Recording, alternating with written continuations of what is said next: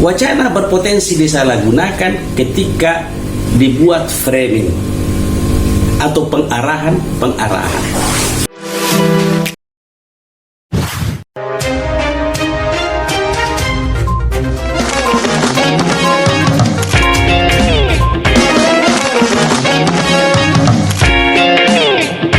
Assalamualaikum warahmatullahi wabarakatuh. Terima kasih Anda masih menonton channel yang keren full ini. Narasi dalam konteks sosial adalah media untuk menyampaikan wacana kepada publik, baik melalui berupa tanda, berupa teks, berupa audio atau suara, maupun audiovisual.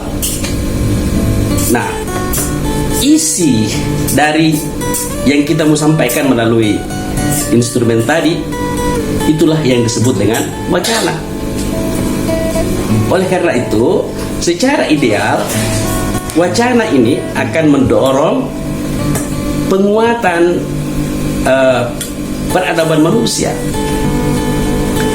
Wacana semestinya menjunjung tinggi nilai-nilai kemanusiaan. Pada video lalu saya menjelaskan apa bahayanya ketika wacana ini disalahgunakan.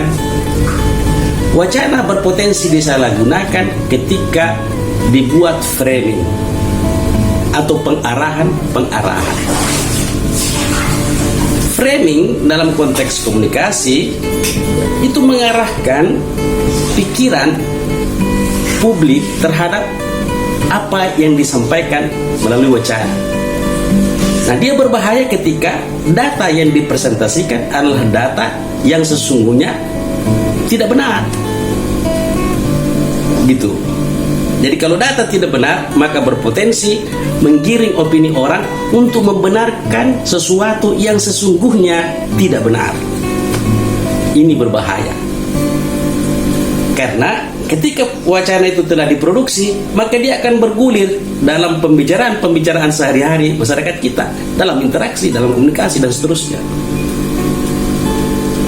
Proses pengulangan terhadap produksi wacana inilah yang disebut dengan reproduksi wacana. Coba kita pikirkan sama-sama. Ketika wacana dikembangkan adalah wacana yang tidak benar atau berisi kebohongan, karena datanya data yang tidak benar, atau mungkin data yang sengaja dipolitisasi atau dibuat sedemikian rupa sehingga membenarkan wacana, maka menimbulkan kesesatan.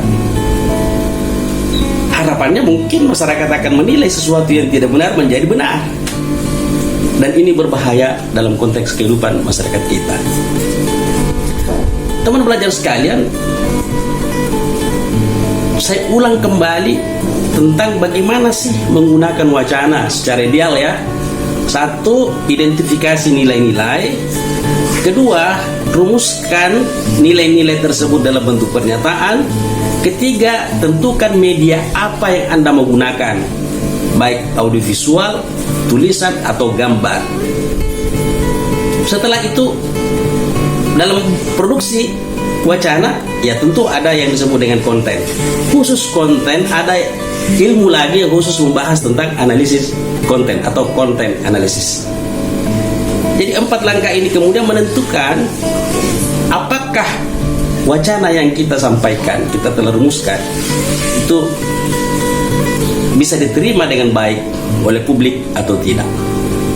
Sebagaimana telah saya sampaikan tadi, bahwa sesungguhnya media yang dapat digunakan oleh wacana itu baik bisa dalam bentuk teks, bisa dalam bentuk gambar, bisa dalam bentuk audio, bisa dalam bentuk visual, atau keduanya, audio visual, atau dalam bentuk lukisan misalnya.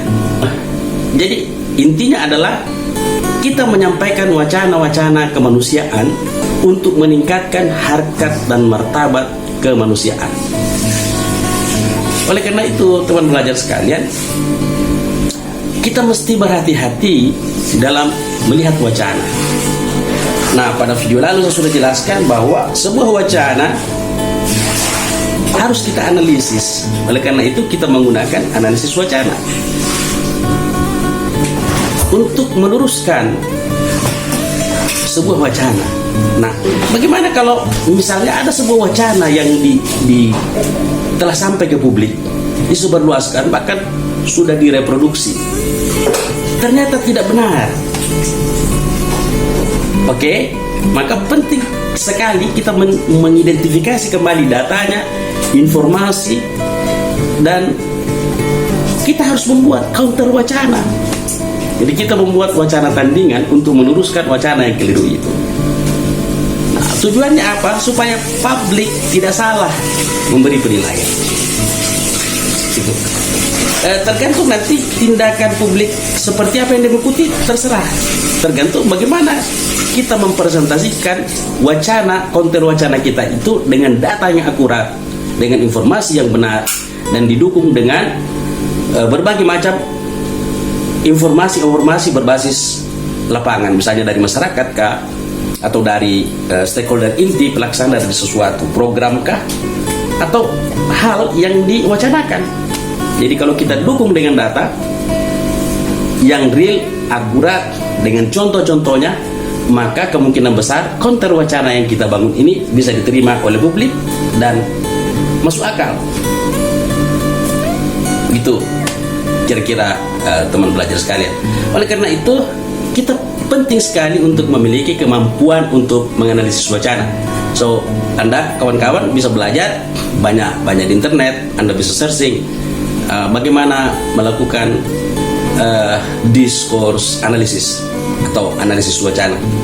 Penting melakukan analisis wacana. Hasilnya silahkan publish ke publik, terserah publik mau memilih yang mana.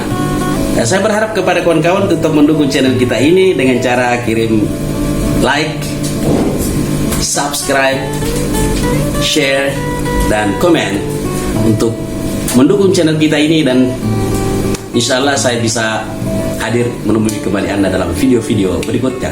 Terima kasih, sampai jumpa.